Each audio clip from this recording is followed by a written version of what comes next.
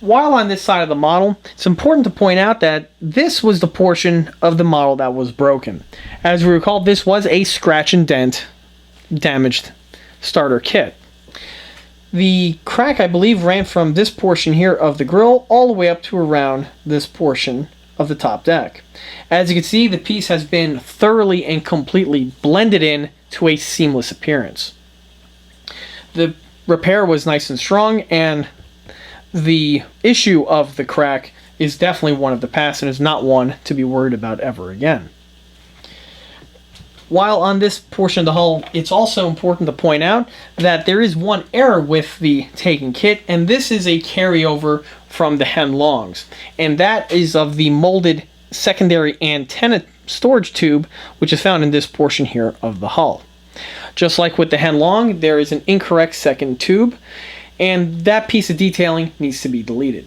Fortunately, with the tank's upper deck being plastic, deletion of the component was very simple and straightforward with that of a Dremel with a sanding drum. Once deleted, the lines for the grillwork were re-etched into the plastic, thus completion of the procedure. Moving our way up to the rear deck takes us to the grillwork. The grillwork that you see here have been upgraded with that of the grenade mesh covers. The grill covers are made out of photo etch and are from Taigen and were procured and listed on imex's website. The components are a wonderful addition and are a simple drop-in. There are absolutely no mods or tweaks need to be made to either the grill or the covers in order to complete the installation. And in case anyone was wondering, these grills are also backwards compatible with that of the Henlong and the Matto all-metal one as well. Moving from the covers takes us to the main tow cables. Now for the main tow cable on this model here, I went ahead and kept the stock plastic versions. The stock units were simply just painted and weathered and remounted to the model. One addition that was made to them was that of the rear alignment clamps, which are absent on the kit. The rear alignment clamps you see here are a new addition to the EastCoastArmory.com line. They consist of a resin clamp bottom with a metal strap for detailing. Now these pieces are for detail purposes only and are designed for use with the plastic tow cables that you see here. Moving from the tow cables takes us to the center portion, which is that of the cleaning staves. Cleaning staves are again the kit molded in original and have only been painted to improve and make them pop compared to just leaving them all painted black as the kit ones are. Just like on all of these Tiger I builds, both 1/16 and 1/6, the staves themselves are made out of wood. They consist of 3 wooden poles on each side, and the end connectors are brass. By simply painting these components in this manner, greatly helps make the model pop compared to just leaving them painted all in black or in a rust color, which is typically done on many builds that are done by people. Moving our way to the engine deck was modified by replacing the center air intake. The center air intake, which is found on the stock Taigen model, is that of the early production Tiger, as it's the same mold which is used for both the early and late production kits, which are made by Taigen. The early production dome was deleted, and in its place a late pattern dome was added. As for the dome itself, this is another new addition to the EastCoastArmory.com product line. In order to add the ECA piece, you will need to delete the molded in dome with that of a Dremel with a razor drum, and in its place the ECA piece consists of 2 components. You have the interior plug, and then you have the top dome. Once added, you have the correct appearance for that of a late Tiger I's rear engine deck. It's important to point out that the late pattern dome is smaller in size and stature compared to the earlier dome, which is found on the early pattern of Tiger, which was actually designed for snorkeling purposes. Once the snorkeling was dropped, the dome was redesigned to this permanently mounted dome that we see here. Another detail to point out on the rear deck is that of the fire extinguisher. The Taigen kit does not have the fire extinguisher present, and in its place there are the mounting plugs on which the fire extinguisher would be glued to. This is a carryover from the Tamiya kit that came out all those years ago, which was then copied by Henlong, then trickled down for the Taigen release. As for the fire extinguisher, this was an aftermarket component I had in my stash. I believe the piece was from Matto, and it is made out of die-cast metal. It is nicely done and was a drop-in installation to the tank. Since the tank does have the 2 mounting locations, the piece simply just drops right in. Moving our way to the center portion of the vehicle takes us to a predominant feature found on the late production Tigers, which is that of the turret neck protecting ring. This component here was designed to prevent any sort of shrapnel or foreign material in getting wedged up into the section where the turret and hull meet, which can make the turret malfunction with its rotation. As for the detail itself, this is another new addition to the ECA product line and is a resin single piece component which just drops directly onto the Taigen hull. Moving along takes us to the front hatch area of the model. Now this is one portion of the build that really needs to have been upgraded from its stock configuration in order to better replicate that of a late production Tiger. Like I said with the rear engine hatch, is that the tank, since the upper hull molding is that to replicate that of an early pattern Tiger, there are certain details which are found integral to the piece which need to be thoroughly deleted in order to improve the accuracy. These details would include the provisions for mounting the headlights on the top deck and the 2 front corners, the straps for securing on the S-mines, the several of the tools which are located in the front, as well as even the snorkel, the air intake cover plate, which was that for snorkeling. All of these components need to be thoroughly wiped out in order to get the tank to be that of a late pattern. This did require some bodywork and some elbow grease in order to thoroughly blend and remove all of these components. Now, some components like the axe and the sledgehammer, due to the way they're molded, when you delete them, there will be a small hole where the tool heads used to be. These need to be plugged up from the bottom with a piece of styrene, and then putty and sanding needs to be occurred in order to get everything blended in.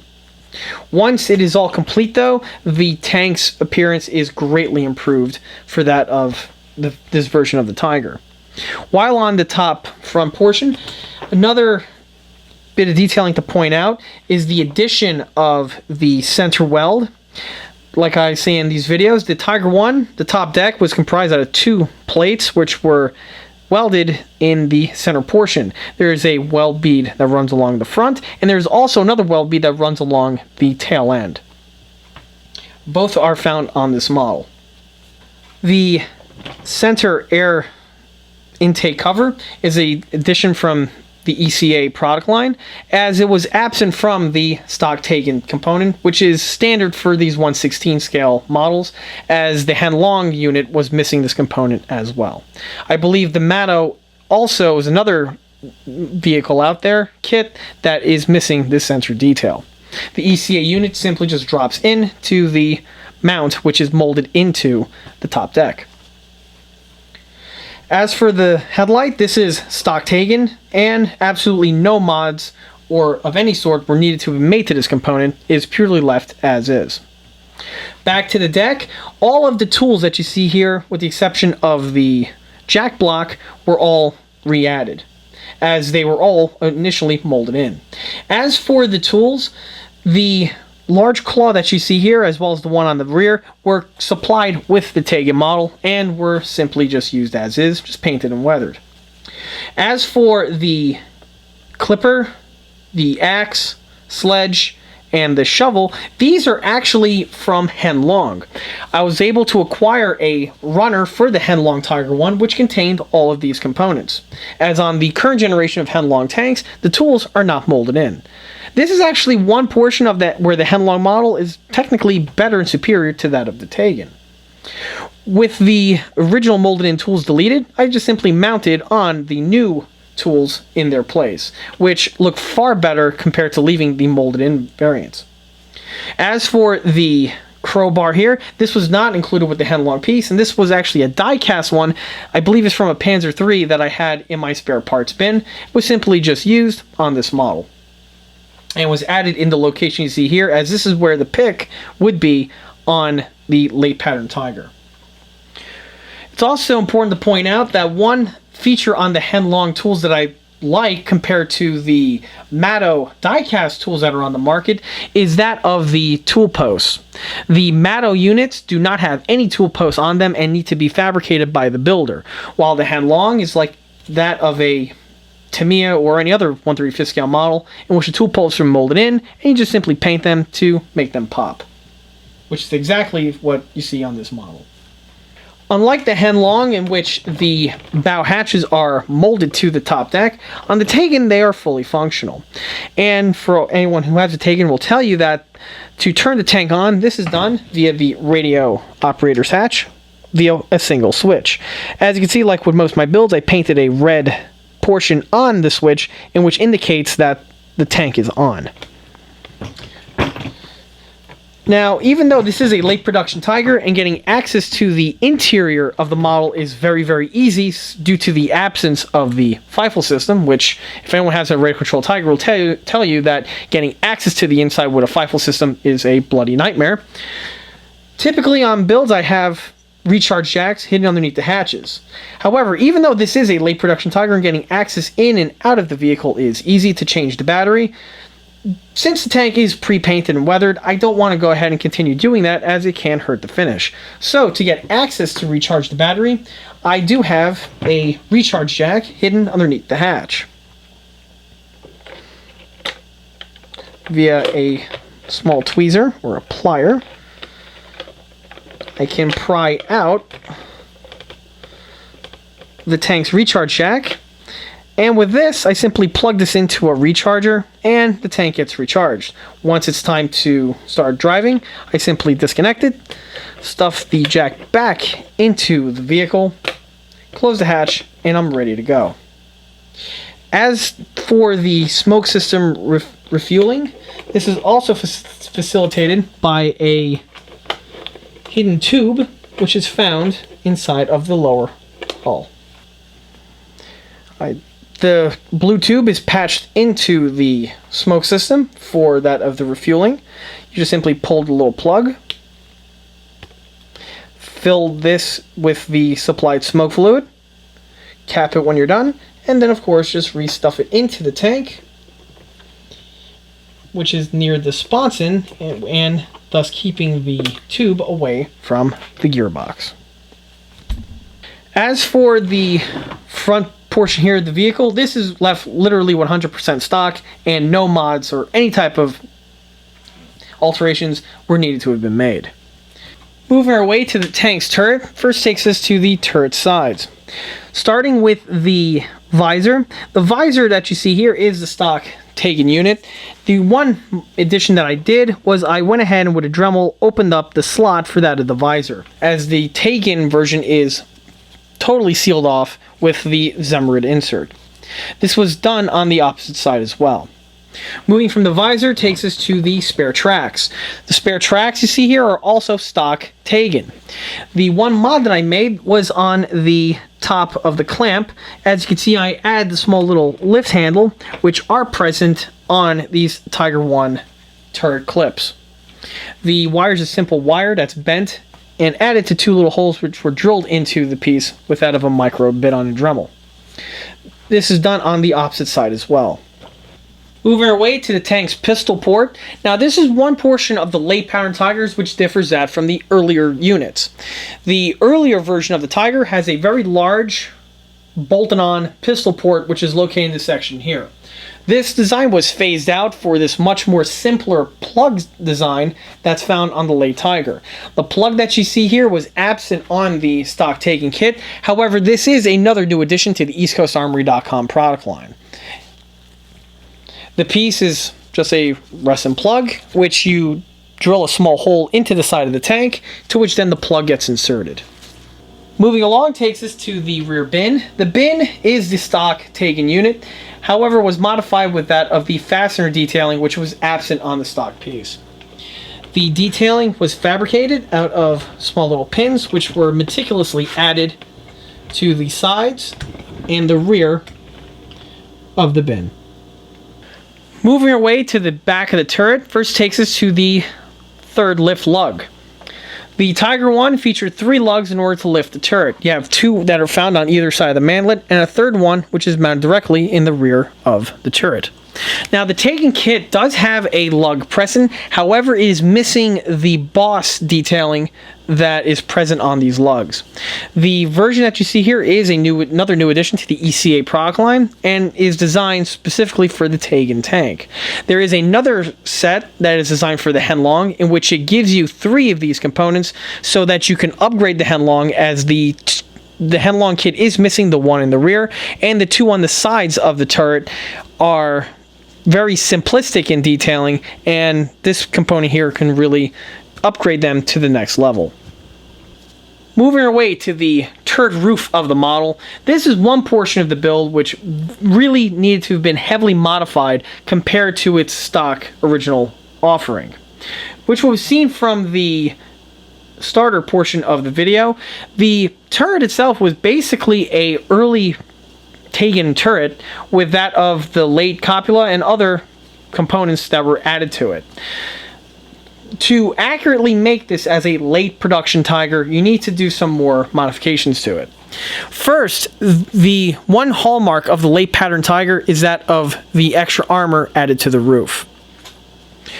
Because of the threat from fighter bombers as well as enemy aircraft, the designers added another armor plate to the existing armor plates which were found on the Tiger. The extra armor plates were added and welded in place. The trademark is that of a center weld bead which separates the 2 halves that are found. For the model that you see here, the top roof was plated over with an 1/8 of an inch thick sheet of Lexan. The Lexan was cut to shape as well as cut out for sections of the hatch for both the copula and the loaders. The other details that were supplied with the kit were recycled, which would include the close-in support weapon as well as the center air blower. For the close-in support weapon, you could see I have the mounting ring fasteners located, as well as the center fastener locations for that of the internals for that of the gun. These are all found on these late pattern Tigers as well. The tank's commander's copula also was recycled, however, did have to go through a modification procedure in order to get it to the way you see it here. Because the Taigen model recycled that of the early production casting, the early production casting has the weld as well as the lower ring detailing for that of the early drum copula. To save on time and to cut corners, what Taigen did was they went ahead and designed a late pattern copula to fit over this integral ring. Unfortunately, by doing this, the neck of the ring copula is too tall and does need to be addressed. Once the upper plates, the new plates were added to the roof of the turret, the drum was no longer an issue, and the portion of the neck for the copula was deleted. About, I want to say, 1/8 of an inch of material was sanded away, and resulting in the correct height that you see here for that of a late pattern copula. One key point when doing this procedure is you have to make sure that the tank's commander's copula is totally even and square, as it is very easy to have the piece cockeyed or oblonged due to the sanding procedure. This was done on a belt sander and was a very simple procedure and went by very quickly. Now, because I had to delete the neck of the piece, I did have to modify some of the internals in order to get the piece to fit on properly. As you can see, just like with the standard Henlong and Taigen counterparts, this commander's copula is how you actually load the airsoft BB gun for the main gun. Now, because of the removal of the material, the hatch was going to make contact with the original roof of the turret. So with the Dremel, some material was removed in order to allow the clearance for the piece to close properly and not be obstructed or hitting anything. While on the commander's copula, you could see that inside of the periscope inserts, or the periscope boxes, there are periscope inserts added. These inserts themselves are a new addition to the ECA product line and are meant for the late pattern of copula that you see here on the Taigen kit. While on the more of the detailing that can be seen is that, of course, the welds. However, the hatch stop has been fabricated along with the sun guard mount that we have here. These are all simple details that, once added, helps the look of the model. Also mounted to the tank's commander's copula is that of the anti-aircraft machine gun. Now, the anti-aircraft machine gun that you see here was not supplied with the Taigen model. This version that you see here is from Henlong. And the Henlong model specifically this was acquired from was that of the King Tiger. In addition to the King Tiger's MG34T, I also had to acquire a Henlong commander's copula machine gun mount. The machine gun mount is actually from the Henlong Panther. All these components, as well as the tools that I mentioned, are all listed on AliExpress, where you can find all of the components loose to upgrade the model like I have done here. Now, the machine gun was left totally stock. I just simply painted it, weathered it, and mounted it to the Panther's A-frame. The Panther's A-frame, however, did receive some slight tweaks and modifications in order to spice it up from the stock offering. Such detailing would include the mount for the ammunition bag, as well as the locking tab system that is used to lock the A-frame in place, and then to loosen it, you hit that latch and you can rotate the gun on the ring that you see here.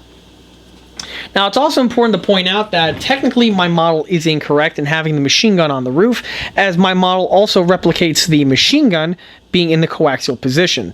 Like I often mention in these type of videos, is that the Tiger I, unlike the Americans with the Sherman where they have the two M1919s in the hull and turret and a M2HB on the top, the Germans would only have the anti-aircraft machine gun when the tank was not in use. When the tank was driven into battle, the machine gun would be removed from the commander's copula and remounted inside of the mantlet or the bow. I have more information on the MG34 as it pertains with the buttstock in my 1222 video, in which I have a real MG34 and describe how the buttstock system works in order for it to mount from this type of a mount to the vehicle mounted unit. Moving from the commander's copula takes us to the remainder of the top deck detailing, which includes first the three bosses, which would be used to erect a crane, which would be made out of pipes, which would connect into this location here, and you would then get access to remove the engine hatch to remove the engine, and as well as doing other type of lifting of that sort. The center air filter, like I mentioned before, as well as the secondary gunner's periscope, which is located here on the front. All of these components, these two components here specifically, are the kit originals, and they were just remounted on with that of sculpted weld beads. One mod that was made to the secondary periscope was that of the actual periscope insert that I have located in here. The component was a one-off piece, was simply fabricated out of a piece of styrene and just painted to look like a periscope, as the stock version is missing the detailing. By simply doing this quick little addition also helps the look of the model. Moving to the tank's loader's hatch, this is one portion that needs to have been replaced from the kit original. The kit original hatch is that of your standard Tiger I loader's hatch. Unfortunately, that loader's hatch is better suited for that of an early or a mid-production Tiger as opposed to this late pattern Tiger that we have here. The late pattern Tiger used a loader's hatch which was very similar to that of a King Tiger. Now, the loader's hatch on this model is actually a 3D printed component from shapeways.com. The vendor is also listed in the description of the video, which is listed below. The component is very nicely done. It's a one-piece printing with the hinges that are supplied. The component is fully functional. However, it does not have any internal detailing, but for this model, internal detailing for the hatches is not a requirement. On the hatch, I went ahead and added the lift handle, as well as I drilled out the center portion of the hatch, which on the real Tiger is how you would insert a key or a wrench to open the locking mechanism to get access and open the hatch. The hatch's texture was also improved, as the 3D printed component did not have any cast texturing, which is found on these hatches. Cast texturing was added, thus improving the hatch compared to its stock 3D printed offering. The 3D printed piece is definitely highly recommended for anyone who is upgrading one of these late production Tigers. Moving our way to the tank's mantlet. The mantlet that you see here is the stock original offering, however, was modified. The modification that was made was that of the coaxial MG34 machine gun. Now, just like with the Henlong model, the Taigen tank has a large LED located in this section here, which indicates when the airsoft gun is firing. To improve the detailing, I went ahead and developed a new component that gives you the machine gun detailing, however, allows you to have the LED still present. This component is listed on eastcoastarmory.com, and as you can see from the pictures on the side, how the system really works. For the Tiger I, you simply pluck out the LED, insert the ECA unit, and reinsert the LED from behind. What this does is that when the gun is firing, you still have the light showing through, and when the gun is not firing, you have the detail in place.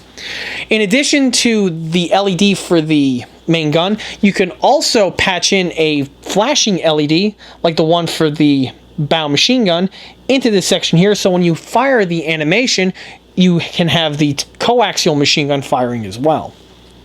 Moving from the coax takes us to the barrel sleeve.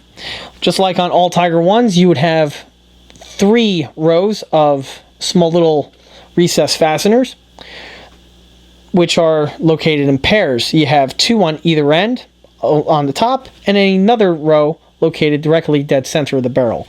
These were simply added with a Dremel with a small bit, as they were missing from the stock unit, but once added also gives the model a little bit of an edge. Moving from the holes back to the sides of the mantlet, the sides of the mantlet as well as the top and the bottom are absent any Zemrit coating on the stock model, due to the fact that the stock model, the Zemrit is that of a vinyl stamp. The Zemrit that you see here was sculpted on and was blended into the vinyl, giving it for that seamless appearance. By doing this, this also is another way to help the look of the model compared to its stock offering. Moving our way to the gun muzzle. The gun muzzle you see here is the kit original. The only modification I made was that of the locking tab detailing, which is found on the top portion of the muzzle. Simply fabricated out of a wire brad as well as a strip of styrene. Once added, again, makes the tank more pop from the stock offering. Moving on to the tank's paint and markings. For the tank's camouflage pattern, the tank is based to replicate that of Tiger number 134, which was commanded by Willie Frey, which was a Tiger ace during the Normandy campaign. If any of my viewers are getting a sense of deja vu, that's because this is the second iteration of this vehicle that I've built and posted on YouTube.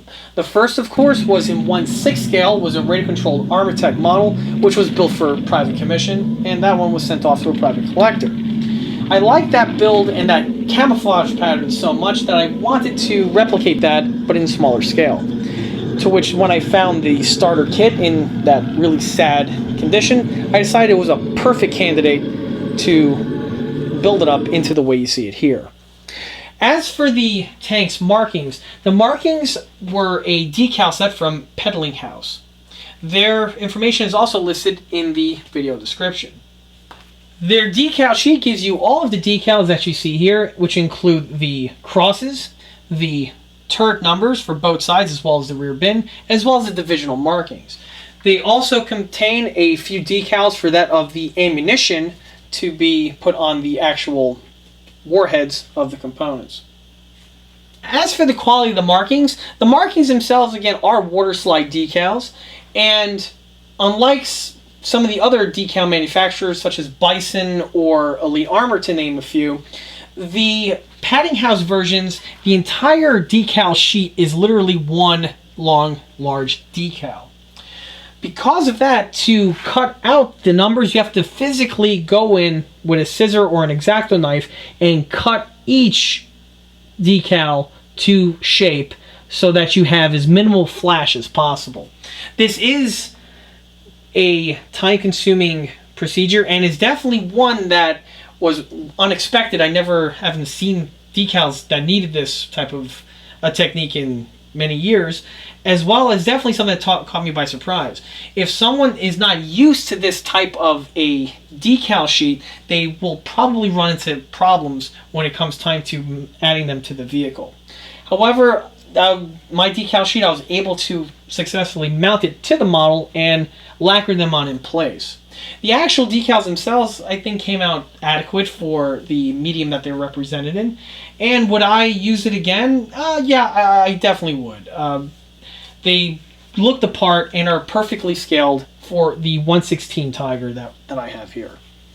Because the tank is radio controlled, we have to at least take it for a test drive in this video. Here I have the tank outdoors in my outdoor testing area. Now, like the model itself, under the hood is basically, electronic-wise, stock Taigen. What was changed, like was mentioned, was that of the gearbox.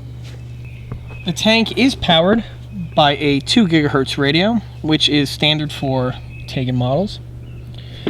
To turn the tank on, I will first turn on the radio, and then turn on the tank via the switch, which was mentioned earlier. To start up the model, that's facilitated with this toggle switch over here. You hit the switch, and the engine noise starts up.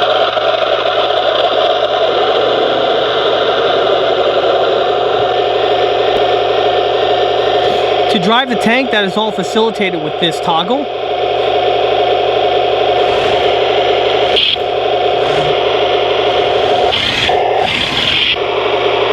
The turret functions are all facilitated with this toggle. Left and right rotates the turret.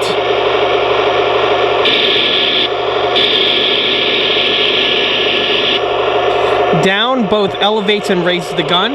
This model here utilizes a track system, which is standard on many of the Henlong and other Taigen tanks of the past.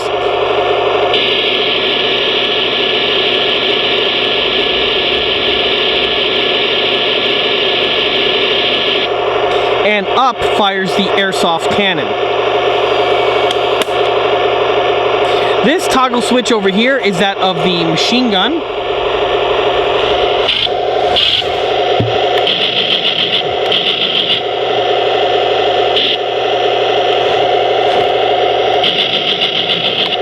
Which flickers when the gun is firing.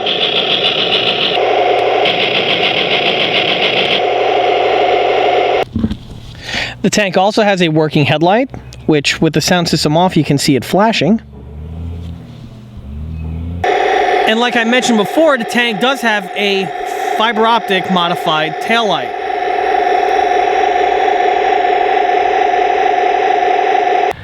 As for the airsoft BB, like all Taigen and Henlong models, there is an LED located in this portion here of the mantlet. Like I said earlier on, the piece was modified to have a detail insert added to better give the piece some detailing. Now, the LED is still fully functional, and to test it, I will turn on the tank and fire the gun again.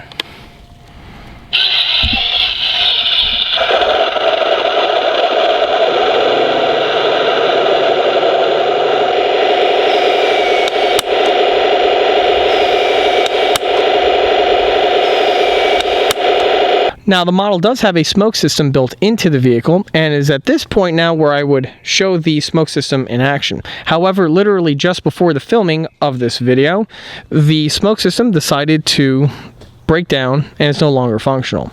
The smoke system was turned off from the main power, so it is currently deactivated. The smoke system will be replaced with a new Taigen unit. However, since this vehicle is not a commission build, changing out the component is not going to be a pressing issue. However, it is something that will be done shortly down the road and is going to be the subject matter of another upcoming video. And as a quick note, the track has some new dirt piles added to it, which still need to be smoothed and blended in to the roadway. But for the purposes of this video here, we'll make a very interesting test track to see and put the tank through its paces. So I'm going to first turn on the tank and put some miles on the track.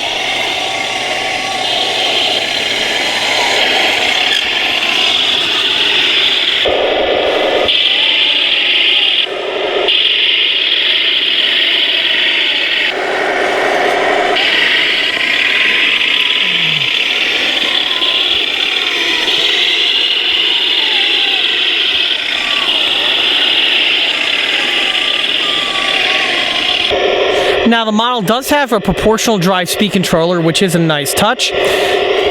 Just one thing to keep in mind is that when you're driving the tank, the sound system will only activate if the throttle is at a certain point. If I give the tank just a little bit of gas,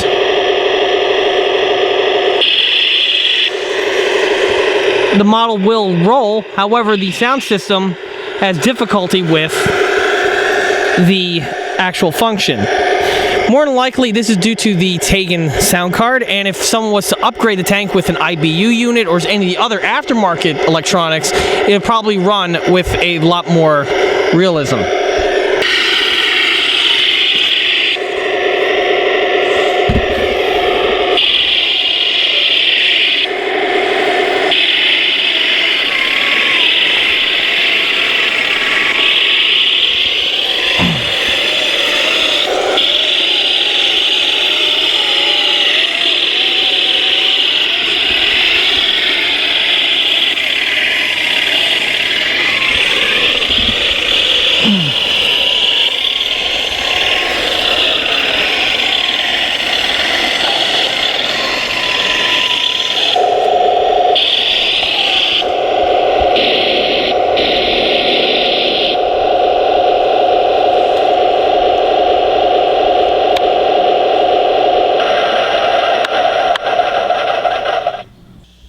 And that concludes this model showcase video for this 1/16 scale radio controlled Taigen late production German Tiger I.